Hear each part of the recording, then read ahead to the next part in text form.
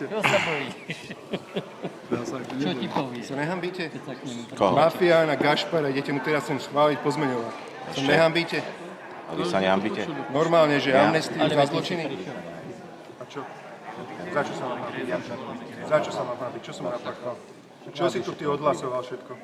Dobre, pán poslanec Matovič, keďže máme tu verejnosť, máme tu zahraničnú návštevu, ja tu naozaj nechcem, aby tu bol nejaký fyzický kontakt počas hodiny otázok. Pán Matovič, môžem vás poprosiť, ja sa vám spýtam, pán poslanec Matovič, opustíte priestor? Keď odíde on, odídeme aj my. Povedal pán Matovič, že keď pôjdeme preč, odíde. Nie. Pán Hazucha, pán Gorka, prosím vás, choďte preč, ja to vyrieším, dobre? Pán poslanec, pýtam sa naozaj v dobrom, opustíte priestor pultu alebo nie? Ktorý? Pokiaľ? Koľko metrov? No choď tam, Povedz Michal, mi to do mikrofónu. Tak ako naposledy pán Šipoš bol opretý o prvý rad, tam je to v poriadku, prosím. Tak? Dobre, tak idem teda. O prvý raz je to tak. takto, lebo môže byť stáť na bejskom, opretý.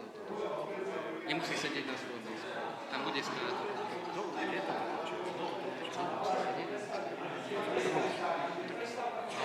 Ďakujem pekne. Pán premiér, môžete pokračovať, prosím.